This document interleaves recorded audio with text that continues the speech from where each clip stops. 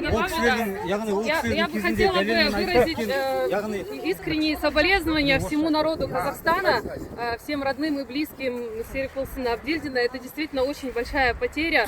С этим человеком ушла целая эпоха.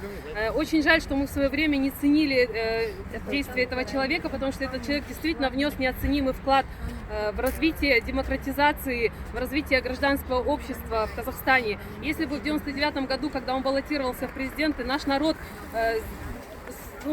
отстоял бы то, что он действительно по праву занимал, я считаю, первое место на этих выборах. Если бы он стал президентом, возможно, сейчас было бы все по-другому. Этот человек действительно был в оппозиции очень долгое время, и он всегда выступал с критикой власти. Эта критика была обоснована.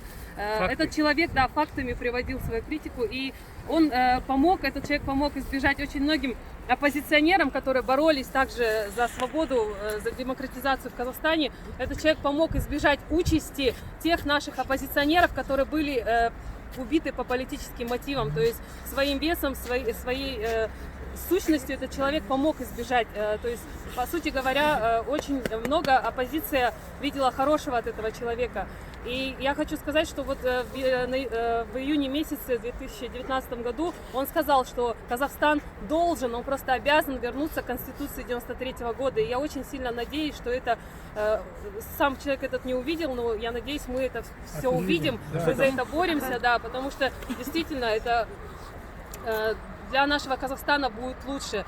И этот человек был всегда оппозиционером, он никогда не шел на конфронтацию, но тем не менее он очень сделал неоценимый вклад, и мы должны это помнить и таких людей ценить. И на самом деле их сейчас тоже очень много. К таким рядам такого человека я бы хотела добавить Жасарала Куанышалина. То есть пока люди живы, мы должны ценить, мы должны прислушиваться и должны делать все возможное, чтобы таких людей было больше, и они действительно смогут изменить Казахстан в лучшую сторону.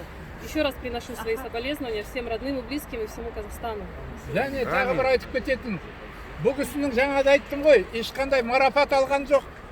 Ешқандай мына биліктің алдынан деп. Бірақ халықта міне түсінді, жастар түсінді.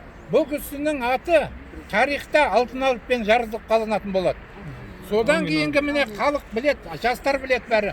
Атына көше де, қала да беріле ме? Нағыз осындай кісілерге беру керек. Бір қалада бір адамның 15 аты бар мысалы міне.